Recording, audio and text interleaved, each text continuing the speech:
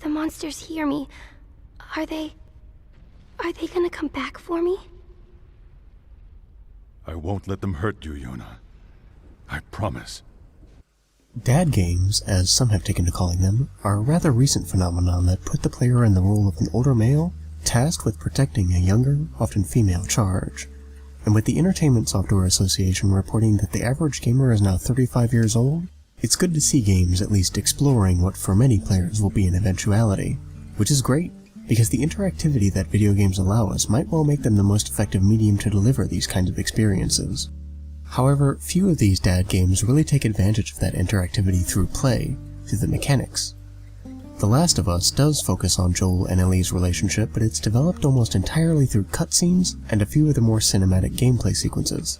For the most part, the mechanics revolve around shooting and crafting, which are hardly the struggles of a 21st century parent. Telltale's The Walking Dead hits closer to the mark, as the player's desire to protect Clementine will likely influence at least some of their decisions, but it still doesn't really deliver the experience through play. Goofy as it is, Octodad, Dadliest Catch achieves this to some degree, which has the player doing everything from shopping for his family to helping his easily frightened daughter through a spooky aquarium. But the intent of Octodad isn't to give us that experience. It's not about parenting. The only dad game I'm familiar with that manages to deliver this parental experience through the mechanics as well as through the narrative is actually a mom game. In this video, I'll be taking a look at Swedish developer Might and Delight's Shelter series, and discussing how the first game succeeds in creating and conveying this experience, and where I feel its successor, Shelter 2, falls spectacularly short.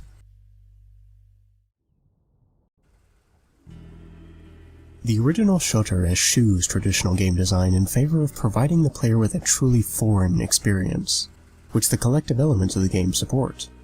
From the unique patchwork art style that's since become a hallmark of Might and Delight, to the choice of a badger, an animal you'd probably given little thought to before the game, to the novel concept of being a mother, protecting and providing for 5 hungry little badgers hovering around you. Other than credits and necessary keyboard tutorials, there is no text or dialogue. Musical cues and illustrations guide the player, and the soundtrack is subtle and unobtrusive. It's just you, the experience, and how the player interprets that experience. And it's through this interpretation that Shelter manages to convey its message. The feelings of satisfaction, trepidation, or frustration evoked by the game are important, because at its core Shelter is about those feelings. It's about the struggles and sacrifices of being a parent. For myself and many other players, I imagine, Shelter was charming at times. The little badgers are cute, of course, but also remarkably stressful. It's a genuine responsibility caring for the little guys.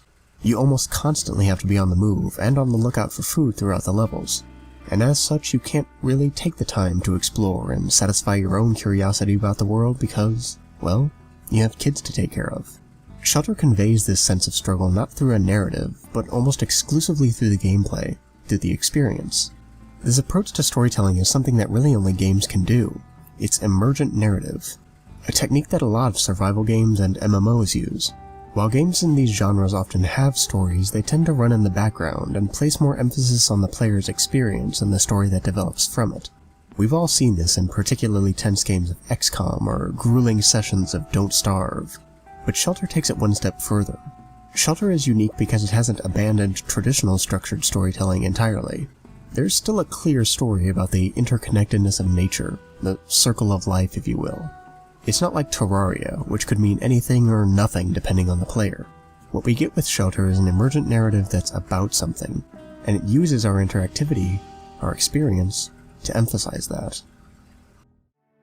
This is illustrated particularly well at the end of the game. The scene at the end of Shelter is heartbreaking, of course, but rather than simply a tearjerker, the scene serves to contextualize your experience. The way the player played the game will influence how he or she perceives the ending. If you made it to the end without losing any badgers, it's a noble sacrifice. A passing the torch moment where you're letting your kids live for you. If you make it with 3, it's a bit more sobering. You made mistakes, and although you may not be ready to let go, it's something you have to do. If you make it with just 1 badger, it's a desperate effort to protect your last chance at survival. And if you lose all of them, the meaning changes dramatically. It's a relief. Read almost any review of the first game and you'll find an experience unique, personal, and meaningful to that player. Stories like these are a testament to the power of emergent narrative, and video games themselves as the only medium that can effectively deliver this kind of experience. To me, Shelter is an example of what video games are really capable of. It's a game that manages to blend emergent and structured narrative to wordlessly convey an idea to a truly universal audience, which is no small feat. But it's also one of the most effective games I've played about an experience that's very rarely discussed in any meaningful way in video games. It's really quite something. At the very least, it may just convince you to make that call to mom you've been putting off. As you'd expect of a numbered sequel, Shelter 2 follows a similar structure to the first game but puts a new spin on it. This time we play as a mother Lynx, helping our kittens through the different stages of life charmingly reflected by the changing seasons. Where Shelter 2 stumbles, however, is with the narrative. On the surface it looks similar to the one in the first game, a structured narrative that's emphasized by our interactivity. But this isn't quite the case. Where Shelter conveyed its message primarily through the emergent narrative, Shelter 2 relies on a more traditional narrative, and as a result is a much weaker experience because of it. I say relies because while the emergent experience still exists in Shelter 2, the problem is that it's not the focus of the game the way it is in the original. The elements of Shelter all work together to immerse the player into the experience, from the art style to the music to the tutorials. Not so in Shelter 2, the narrative being far and away the biggest problem. One reason being that it's extremely jarring. The developers of the original Shelter said that they didn't want to intrude on the player's experience, and to do that they endeavored to remove all human elements from the game, which was more or less a success. The elements of Shelter are all very organic, and there's little to prevent the player from taking on and, more importantly, remaining in the role of a mother badger. Shelter 2's storybook narration undoes both of these goals. Not only is it a textbook definition of intrusive with its wresting control away from the player to deliver the narrative, sometimes mid-chase, but the text is also a uniquely human element, one that addresses the player not in his or her role in the game, but simply as a player, and it suffers for it. It's like, instead of Cortana calling you Master Chief throughout Halo, instead calling you a nerd. The second, more important problem with the narrative is that it takes precedence over the gameplay. This is generally frowned upon in games, but in a follow-up to Shelter it's a tremendous step backward. I've already mentioned how the game needs to grind to a halt to deliver these story beats, but the real issue is that the story always comes first. I mean this in a very literal way.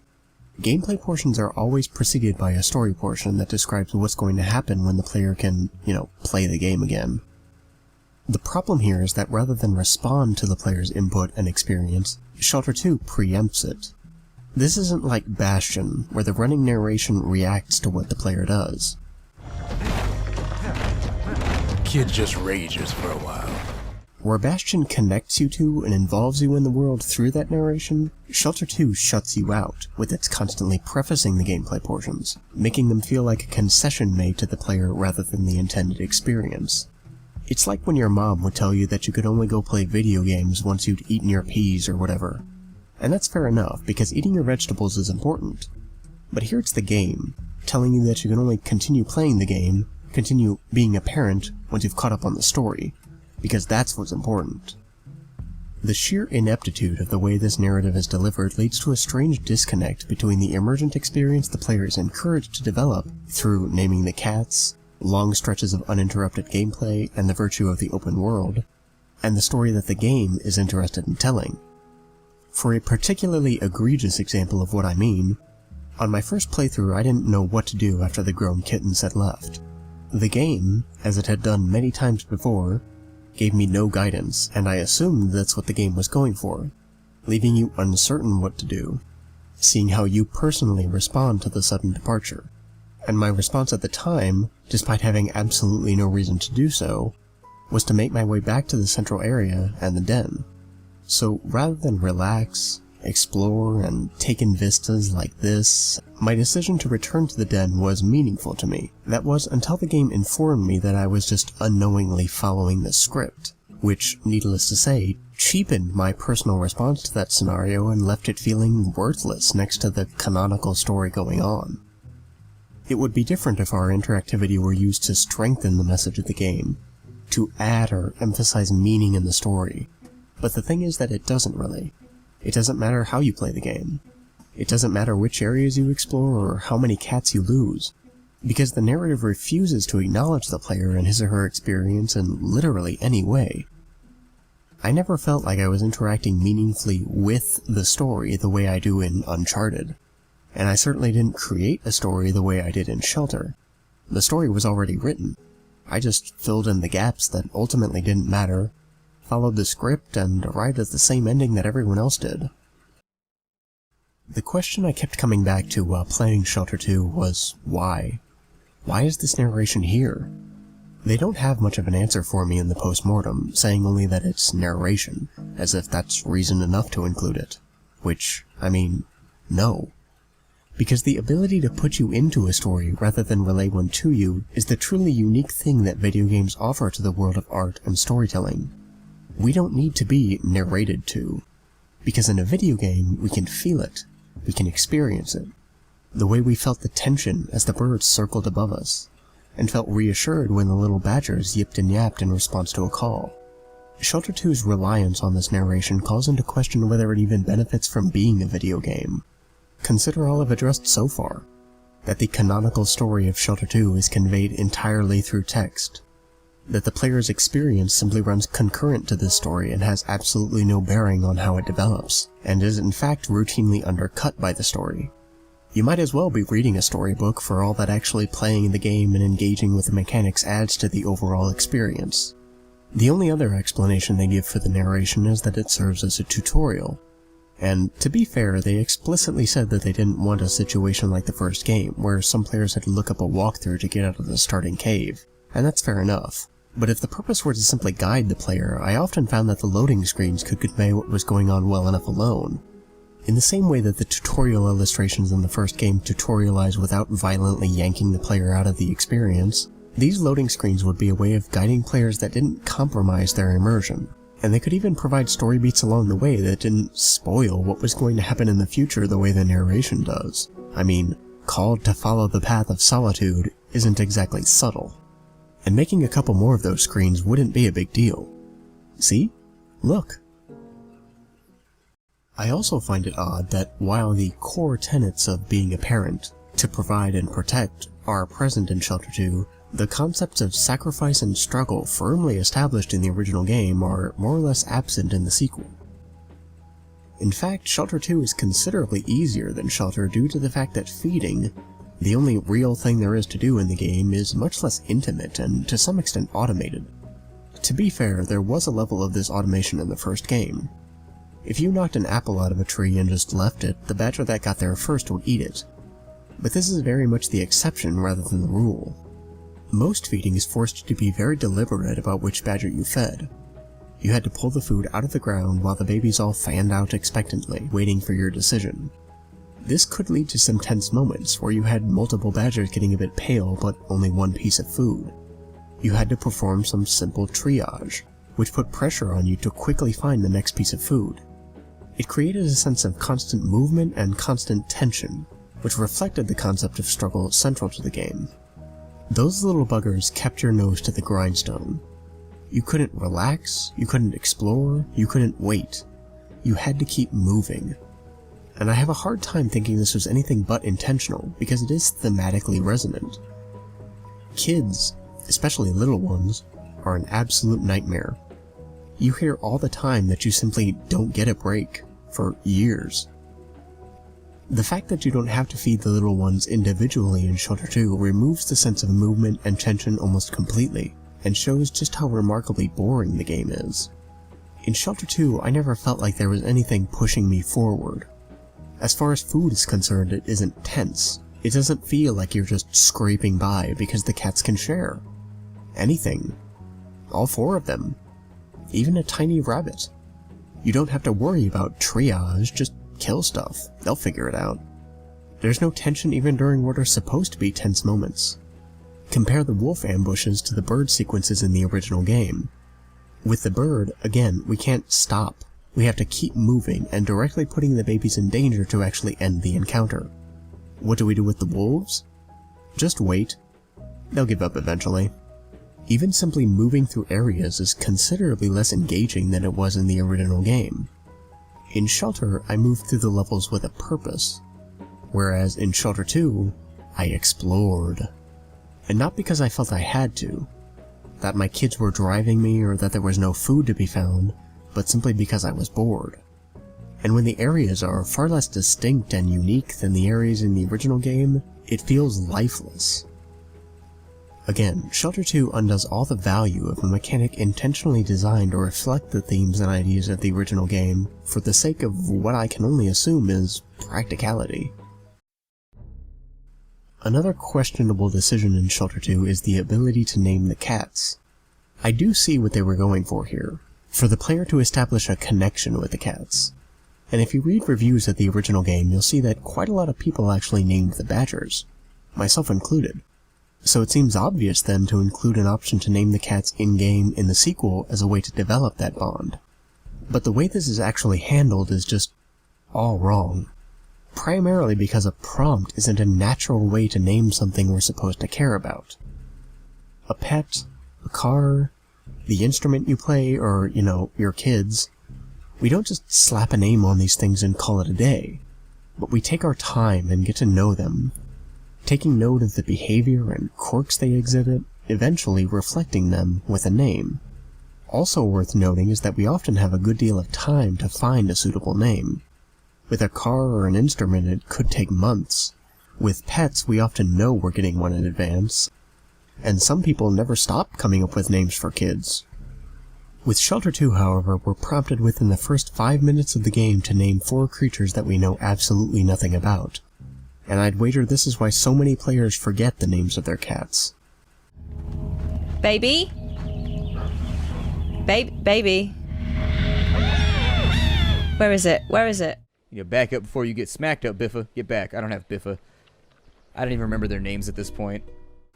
If the goal was to foster that connection, then my solution here is to remove the prompt and improve the AI. Give the little ones distinct personalities that are reflected in gameplay. Imagine if one cat, say the white one, sticks a bit closer to you than the others and never really strays off. The red one, on the other hand, is an absolute hellion, sometimes wandering ahead of you or scoping things out on his own. Although it doesn't really work with Shelter 2's style of feeding, have one baby be insatiably hungry. The player would almost certainly take note of these traits and would name them, organically, over the course of the game, something meaningful to him or her that reflects those personalities. Just as we did in the original game, without the need for a ham-fisted name the kids prompt. With the current lineup of dad games out there, not to mention those coming up, it's easy to forget that being a parent is difficult. One of the most difficult things any of us will ever do. Which is what made Shelter stand out to me as something really special. It addressed the fact that parenting isn't easy. It's remarkably stressful, sometimes frustrating, and at times you will feel held back, useless, scared. Ultimately, Shelter 2 feels like a weaker game mechanically because the mechanics fail to reflect these themes and ideas established by the first game, and a much weaker game narratively because it fails to use the video game as a medium to tell that story effectively. With video games, there's more to the story than just the story. If you read the developer post-mortem on the original Shelter, they're very careful to never call it a story, rather an experience or journey. And this is what games should strive to be, because narrative is best experienced, not shown or told. Like many of the games I've discussed on this channel, there's simply no way that my telling you about them can convey the same emotions and feelings that they would if you were to play them yourself. And the problem with Shelter 2 is that it simply doesn't get that. It doesn't trust the player enough to let them do anything. We don't tell our own story. The story is already written. Things like feeding are largely automated, no longer the player's responsibility. And we don't deal with the lasting consequences of our actions the way we do in the first game. We don't have to carry that weight. To put it in terms of the game, where Shelter feels like a parent that's willing to let us think independently and solve our own problems, Shelter 2 feels like a parent that just can't let go